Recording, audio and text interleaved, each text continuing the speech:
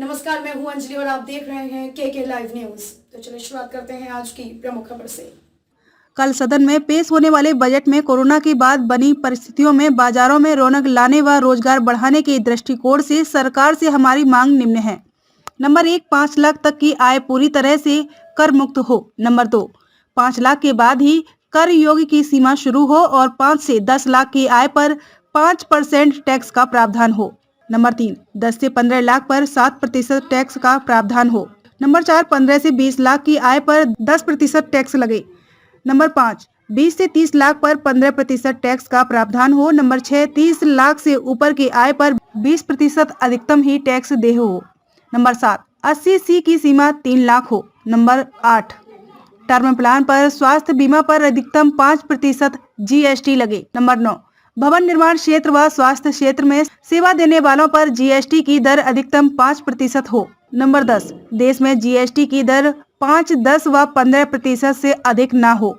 ऐसा क्रांतिकारी बदलाव होने पर देश में तेजी से टैक्स पेयर का दायरा बढ़ेगा और बाजार में पैसा तेजी से आएगा। फलस्वरूप रोजगारी भी उतनी ही तेजी से बढ़ेगी। नमस्कार, जय हिंद दोस्तों। मैं अविनाश त्रिपाठी, वरिष्ठ प्रदेश उपाध्यक्ष उत्तर प्रदेश आदर्श व्यापार मंडल। मैं एक व्यापारी होने के नाते, व्यापारी नेता होने के नाते, एक आम आदमी होने के नाते, कल जो सरकार देश में बजट पेश कर रही है, उस सरकार से बजट पेश करने से पहले हमारी कुछ मांगे हैं। व्यापारी होने के नाते मैं व्यापारी का दर्द समझता हूं, एक आम आदमी का दर्द समझता हूं। मेरी सरकार से कुछ मांगे हैं। सबसे पहले जो इनकम टैक्स स्लैब की दर है, उस जो आज जो सीमा पिछले वर्षों, गत वर्षों से बनी हुई, या पिछली बार जो उन्होंने एक स्कीम 2 वैकल्पिक व्यवस्था की बनाई थी, वो मुझे लगता है पूरी तरह से फ्लॉप है। मुझे लगता है एक तर्क संगत जो सीमा है, उसमें सबसे पहला काम होना चाहिए 5 लाख तक की आय को पूरी तरह से कर मुक्त करना चाहिए।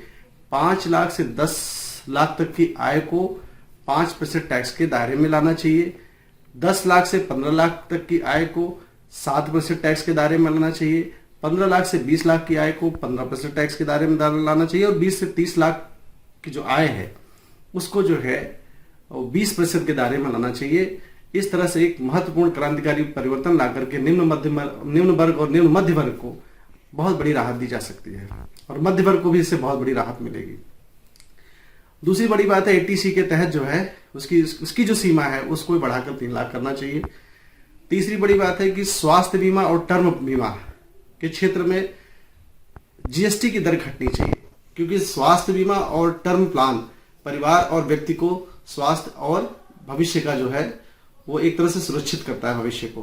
तो उसमें GST की दर अगर घटाई जाएगी तो बीमा जो है लोगों की पहुंच तक पहुंचेगा, तो उसकी दर को 5% करना चाहिए।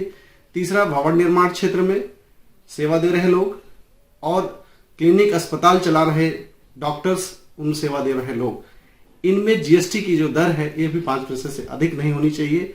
और मेरा व्यक्तिगत तौर पर मानना है कि देश में GST की जो स्लैब है, जो दर है, जो अलग अलग कर की व्यवस्था है, उसमें 5%, 10% और 15% सरकार को करना चाहिए। इससे रोजगार भी बढ़ेगा, क्योंकि बाजार में पैसा आएगा। बाजार में जब पैसा आएगा तो रोजगार बढ़ेगा और व्यापार भी बढ़ेगा। तो मेरा अपना मानना है कि देश में जो वर्तमान परिस्थितियां हैं, उससे निजात दिलाने के लिए सरकार से आग्रह है, निवेदन है और विनती है कि सरकार इस तरह की व्यवस्था पर ध्यान दे, इस तरह का क्रांतिकारी परिवर्तन करे, जिससे देश में विकास बढ़े, रोजगार बढ़े, व्यापार बढ़े। जय हिंद, जय भारत। खबरों में अब तक के लिए बस इतना ही। मिलते हैं फिर ऐसे ही किसी बड़ी खबर के साथ। तब तक के लिए नमस्कार और देखते रहिए के लाइव न्यूज। अगर आपको हमारी वीडियो पसंद आई हो तो लाइक, कमेंट पर शेयर करें, और ऐसी ही खबरों को पाने के लिए हमारे YouTube चैनल के लाइव न्यूज को सब्सक्राइब कर बेल आइकन को प्रेस करें।